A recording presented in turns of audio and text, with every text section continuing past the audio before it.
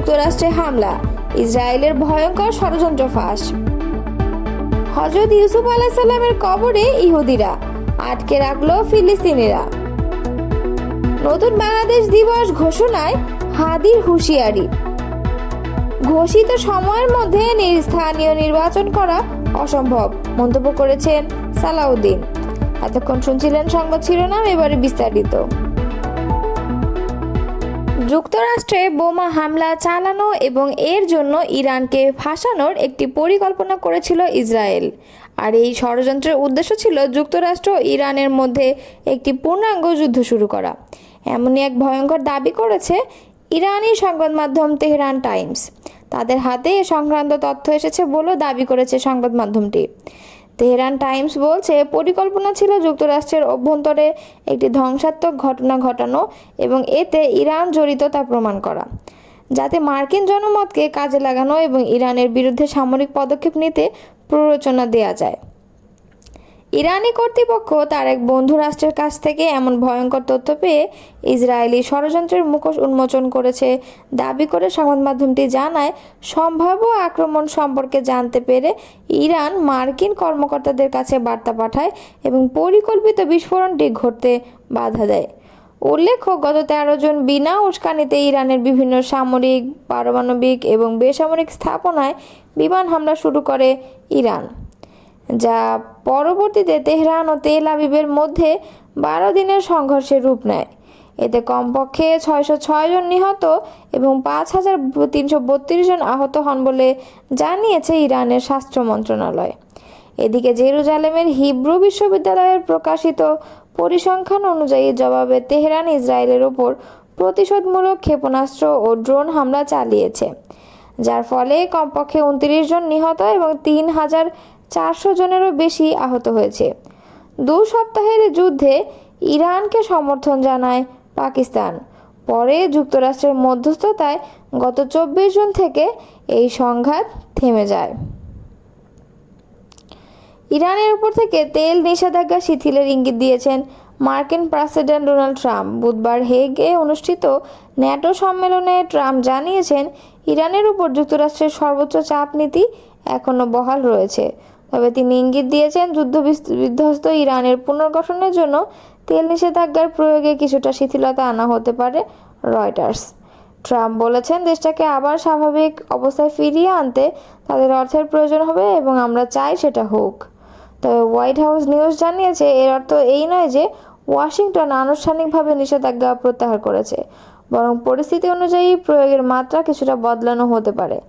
এর আগের দিন ট্রাম্প বলেছেন, ইসরায়েল ও ইরানের যুদ্ধবিরতির পর চীন চাইলে ইরানের কাছ থেকে তেল কিনতে পারে। ফিলিস্তিনের পশ্চিম তীরের নাবলুসে হযরত ইউসুফ আলাইহিস সালামের কবরে গিয়েছিল ইহুদিরা। তবে ইসরায়েলি সেনাদের না বলে যাওয়ায় সেখানে তাদের আটকে রেখেছে ফিলিস্তিনিরা। এ নিয়ে দ্বন্দ্ব শুরু হলে তাদের সেখান থেকে উদ্ধার করে নিয়ে আসতে হয়। সংবাদ মাধ্যম টাইমস অব ইসরায়েল শুক্রবার ইসরায়েলি প্রতিরক্ষা বাহিনীর বরাতে জানিয়েছে, ইহুদিদের আরও কয়েকটি দল ইউসুফ আলাইহিস সালামের কবরে যেতে চেয়েছিল, কিন্তু নাবলুসে প্রবেশের আগেই তাদের আটকে দেওয়া হয়। বার্তা সংস্থা ওয়াল্লা জানিয়েছে, ইসরায়েলের ইহুদি এবং ফিলিস্তিনি মুসলিমদের মধ্যে পাথর ছোড়াছুড়ির ঘটনা ঘটে। ওই সময় বেশ কিছু ইসরায়েলি আহত হয়।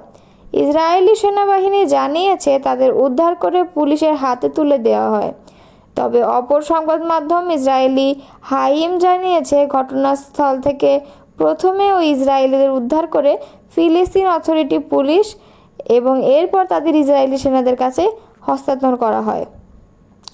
এদিকে হযরত ইউসুফ আলাইহিস সালামকে ইহুদিরা জ্যাকব নামে ডাকে। নাবলুসে যে কবরটিকে ইহুদিরা হযরত ইউসুফ আলাইহিস সালামের কবর মনে করে, সেটিকে কিছু মুসলিমরা অস্বীকার করেন।